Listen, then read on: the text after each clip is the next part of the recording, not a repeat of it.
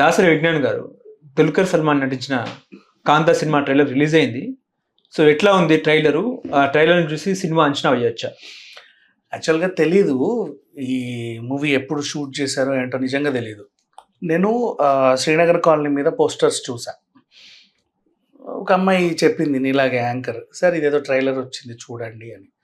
చూసా, ఎందుకు మిస్ అయినా అనిపించింది. What ever, each and every అంశం నీకు ఎక్కడో గుచ్చుకుంటుంది. ఇది ఎవరిదబ్బా బయోపిక్, ఎవరిదని ఎతికా గూగుల్లో. త్యాగరాజన్ గారి బయోపిక్. ఆయన ఎవరమ్మా అంటే 1910 నుంచి 1959 వరకు ఆయన జీవితం. ఒక సినిమా తీయాలనుకున్నారు, నటుడు, పెద్ద నటుడు, సీనియర్ నటుడు. ఆ సినిమా పడ్డ కష్టాలన్నీ ఇందులో చూపించారు. అంటే షూట్ అవుతుంది, వాళ్ళని ఇబ్బంది పెట్టేవాళ్ళు కొంతమంది, ఆ మధ్యలో కొట్లాడుకోవడం, నచ్చకపోవడం, ఇంకేదో ఘర్షణ. అసలు లాస్ట్కి ఆ సినిమా పూర్తయిందా లేదా తెలియదు. అండ్ భాగ్యశ్రీ ఫస్ట్ ఫిలిం అంట ఇది. యాక్చువల్గా చెప్పాలంటే మన ముందు ఏమో రిలీజ్ అయ్యాయి కదా, అదేంటది మిస్టర్ బచ్చన్ అండ్ మొన్న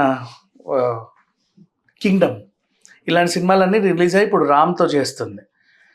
వీళ్ళది ఈ సినిమా ఫస్ట్ అంట, ఎప్పుడో 3 years బ్యాక్ స్టార్ట్ అయిందంట ఇది. యాక్చువల్గా సచ్ ఎ బ్యూటిఫుల్ పర్ఫార్మర్ యార్.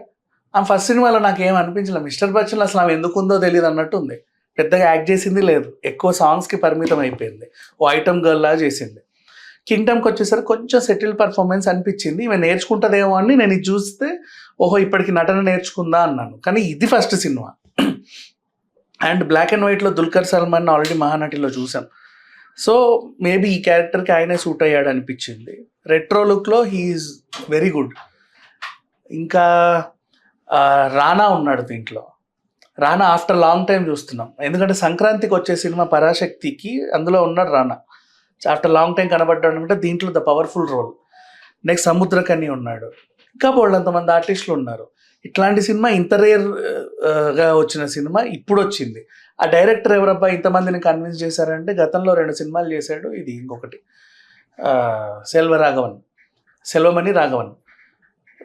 సెల్వమణి సెల్వరాజ్ అనుకుంటా. సెల్వమణి సెల్వరాజ్, రాఘవన్ అంటే మళ్ళీ అటు 7/GK వెళ్ళిపోతుంది, అది కాదు. అండ్ 3 minutes ట్రైలర్ నీకు సినిమాలో ఉన్న ఇది చెప్తుంది. చాలా బరువుగా ఉంది. కొన్ని సినిమాలు ఏంటంటే గ్లిమ్స్నో పోస్టర్స్లో చూస్తే అది ఎలా ఉంటుందో చెప్పేయచ్చు. ఇది కూడా ది బెస్ట్ మూవీ నాకు తెలిసి. నెక్స్ట్ వీక్ ఎప్పుడో రిలీజ్ అవుతున్నట్టు. అంటే గతంలో మనము లాస్ట్ ఇయర్ ఒక సినిమా వచ్చింది, దుల్కర్ సినిమా లక్కీ భాస్కర్ లాగా ఉంటుందా?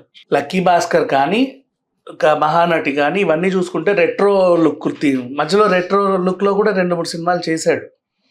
రెట్రో థీమ్ అంటే దుల్కరే గుర్తొస్తున్నాడు. అండ్ ఇప్పుడు మనం తెలుగులో ఓన్ చేసేసుకున్నాం ఆ అబ్బాయిని సీతారామంతో. మహానటి తర్వాత మన దుల్కర్ సల్మానే అయిపోయాడు.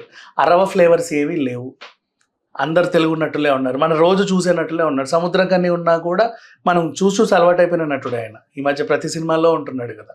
కాబట్టి ఆ ఫ్లేవర్స్ ఏం లేకుండా నీట్గా ఉంది. బ్యాక్గ్రౌండ్ మ్యూజిక్ ఎక్సలెంట్, ఆ ఎడిటింగ్ కట్స్ ఎక్సలెంట్, నిర్మాణ విలువలు ఎక్సలెంట్, ఎవ్రీథింగ్. ఆ నటులను చూస్తేనే అర్థమవుతుంది ఇందులో ఏదో ఉంది అని. వాళ్ళు ఘర్షణ పడే విధానం, ఇంటెన్స్ క్రియేట్ చేసినటువంటి విధానం అన్నీ కూడా కాంతాను అలా నిలబెట్టాయి. ఈ ట్రైలర్ చూస్తే ప్రతి ఒక్కరు షాక్ అయిపోతారు.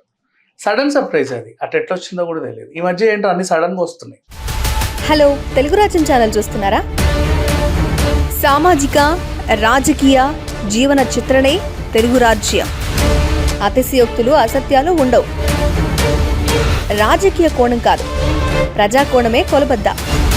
తెలుగు రాజ్యం వీక్షణ మీ ఉత్తమ అభిరుచికి నిదర్శనం.